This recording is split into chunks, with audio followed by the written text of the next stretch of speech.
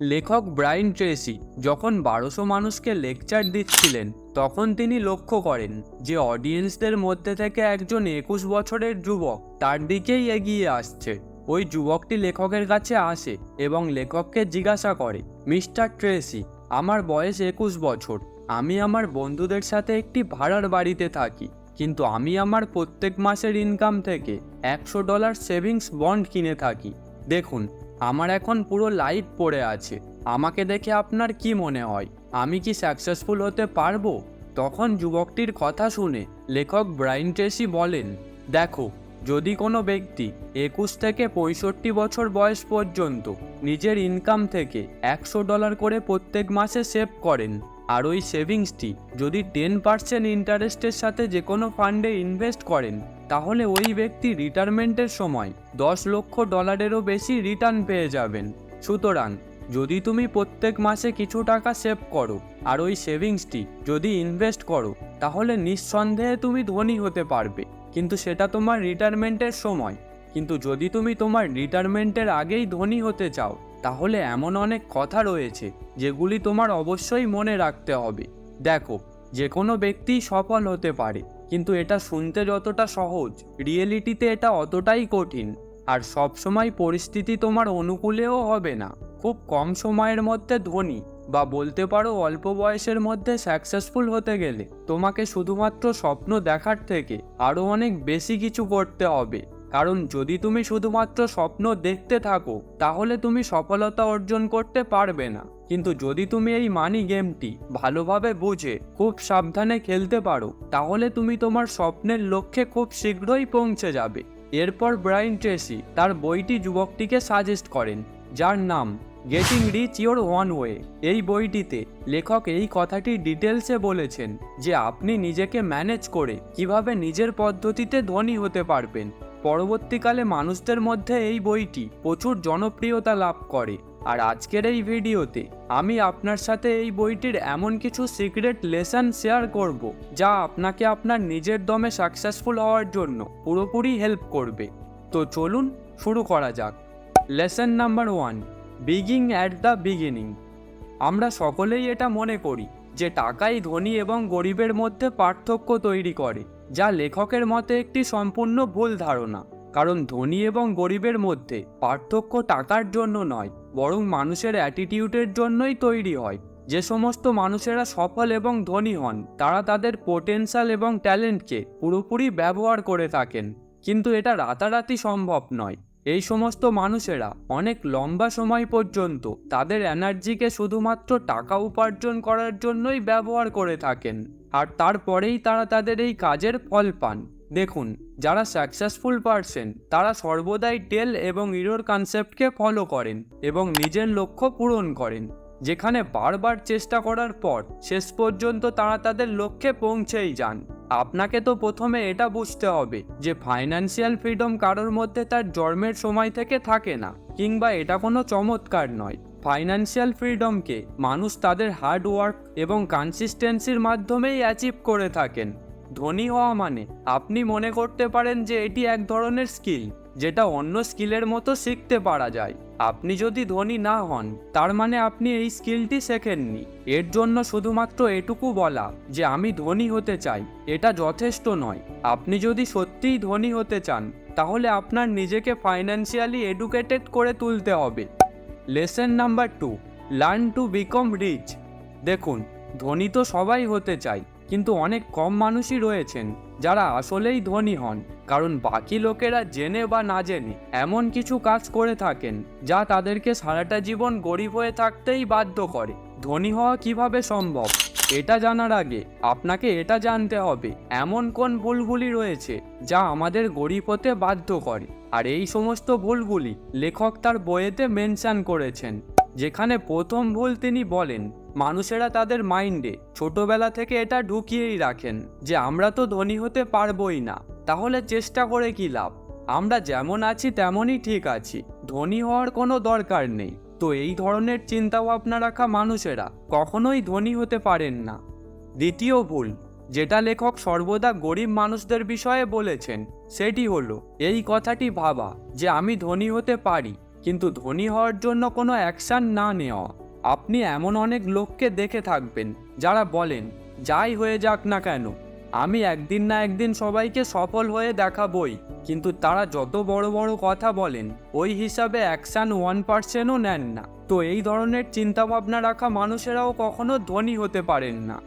তৃতীয় ভুল, যেটা লেখক বলেন, আপনি যদি নিজেকে বারবার এটা বলেন যে এখন আপনার কাছে পর্যাপ্ত পরিমাণ টাকা রয়েছে, এর বেশি আপনার কোনো কিছু করার প্রয়োজন নেই, তাহলে তো আপনি নিশ্চয়ই আপনার ওই লেভেল থেকে নিচে নেমে তো যাবেনই, আর কখনোই উপরে উঠতে পারবেন না। কারণ এই ধরনের মানুষের জীবনে যখন কোনো এমার্জেন্সি আসে তখন তো তারা তাদের সমস্ত সেভিংস ওখানেই হারিয়ে ফেলে।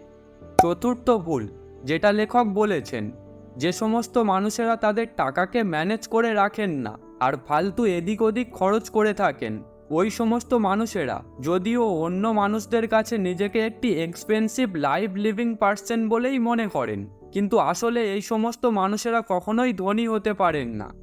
পঞ্চম ভুল, যেটা লেখক বলেছেন, যে সমস্ত মানুষেরা ভবিষ্যতের কোনো চিন্তা না করে শুধুমাত্র বর্তমান সময় উপভোগ করে থাকেন এবং বলেন আজকের জন্য ভালোভাবে বাঁচো, কালকের চিন্তা কাল করা যাবে, এই ধরনের মানুষেরা কখনোই নিজের ভবিষ্যতের জন্য তৈরি থাকেন না আর তাদের রিটায়ারমেন্টের পরের সময়ের জন্য কোনো প্ল্যানিং করেও রাখেন না, যার ফলে ভবিষ্যতে তাদের এই অভ্যাসের জন্য অনেকটাই আফসোস করতে হয়।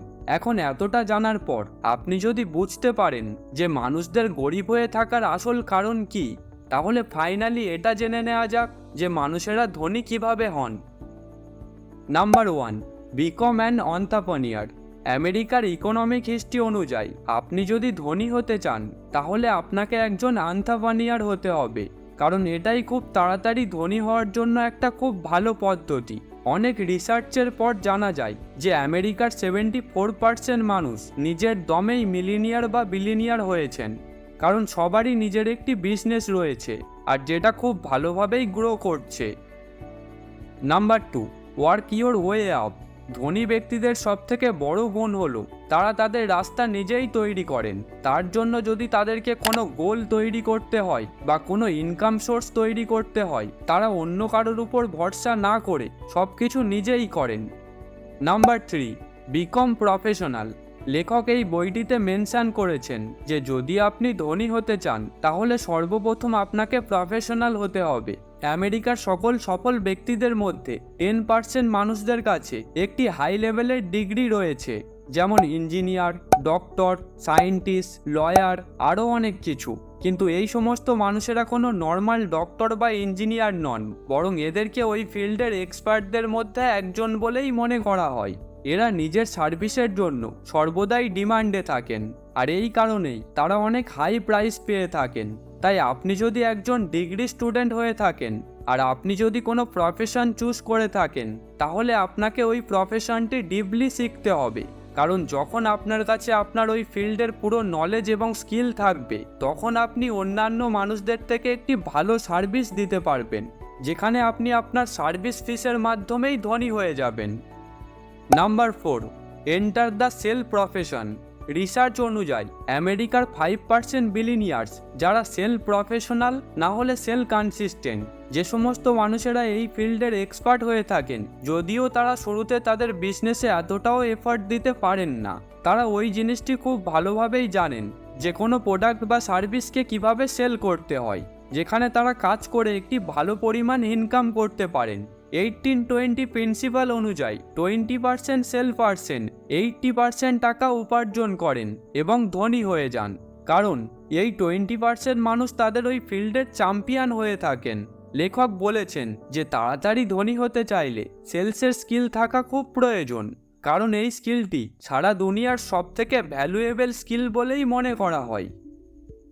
Number 5, invest well. আপনি নিশ্চয়ই দেখে থাকবেন যে এই দুনিয়াতে যতগুলি মিলিনিয়ার বা বিলিনিয়ার রয়েছে, হয়তো তারা তাদের টাকাকে কোনো জায়গাতে ইনভেস্ট করে না হলে দুনিয়াকে একটি ভালো প্রোডাক্ট বা সার্ভিস দিয়েই ধনী হয়েছেন। কিন্তু যাই হোক, মানুষেরা ধনী হওয়ার জন্য কিছু না কিছু তো ইনভেস্ট করেছেন। লেখক বলেছেন আপনিও যদি ধনী হতে চান তাহলে এদের মতোই আপনাকেও ইনভেস্ট করতে হবে। কারণ কোনো ব্যক্তি তখনই ধনী হন যখন তিনি তার টাকাকে কোনো সঠিক জায়গাতে ইনভেস্ট করেন বা তার স্কিলকে সঠিকভাবে কাজে লাগাতে জানেন। আর এটা তখনই সম্ভব যখন আপনার চিন্তাভাবনা লিমিটেড নয়, লিমিটলেস হবে। কারণ আপনি যতগুলি ধনী ব্যক্তিকে জানেন তাদের সকলের মধ্যেই খুব কমন একটি জিনিস দেখা যায়, যেটা হলো তাদের লিমিটলেস হওয়া। Number 6, learn from the best, Jack of all master of নান। এই প্রবাদটি তো আপনি নিশ্চয়ই শুনেছেন, ঠিক। আর এই প্রবাদটি রিয়েল লাইফেও অনেক বেশি অ্যাপ্লাই হয়। মনে করুন আপনার মধ্যে অনেক স্কিল রয়েছে, কিন্তু যতক্ষণ না পর্যন্ত আপনি কোনো একটি স্কিলের উপর এক্সপার্ট না হয়ে যান, তাহলে আপনি ধরে নিন যে আপনি কখনোই ধনী হতে পারবেন না। এই কারণে আপনাকে অন্তত যে কোনো একটি ফিল্ডের এক্সপার্ট হতে হবে। আর এক্সপার্ট আপনি তখনই হতে পারবেন যখন আপনার কাছে আপনার ওই ফিল্ডের সমস্ত নলেজ থাকবে।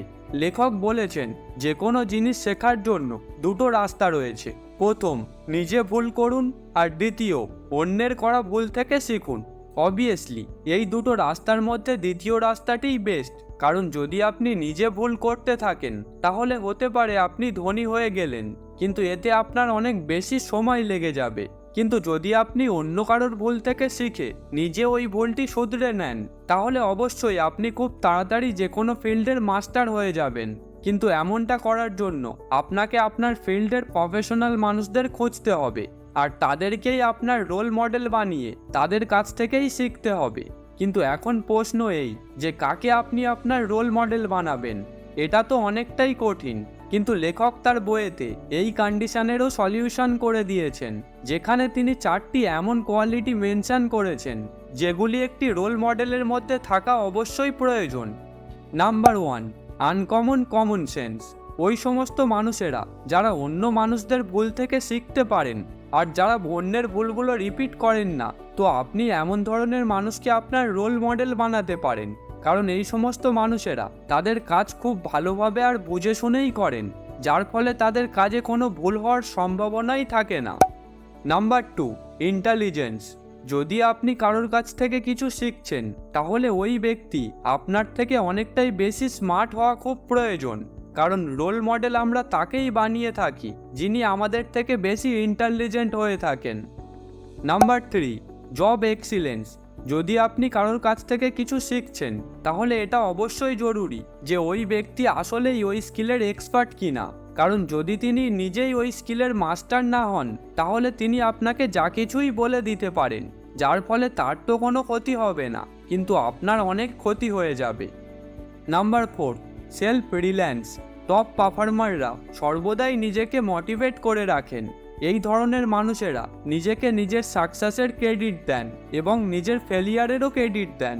এরা কোনো রকম এক্সকিউজ দেন না, আর কখনোই নিজের ভুলের জন্য অন্য কাউকে দোষও দেন না। তো আপনি যদি এরকম কোনো ব্যক্তিকে আপনার মেন্টর করেন, তাহলে আপনার সাকসেসফুল হওয়ার চান্স অনেকটাই বেড়ে যাবে। তো বন্ধু, এই ছিল একটি কমপ্লিট গাইডলাইন্স যেগুলি নিজের দমে ধনী হওয়ার জন্য এই বইটিতে লেখা রয়েছে। এই লেসনগুলি শিখে আপনি যদি আপনার লাইফে অ্যাপ্লাই করেন, তাহলে আশা করছি আপনি আপনার নিজের দমেই ধনী হতে পারবেন। তো বন্ধু, আজকের জন্য ভিডিওটা এতটুকুই। দেখা হচ্ছে নেক্সট ভিডিওতে। Thanks for watching.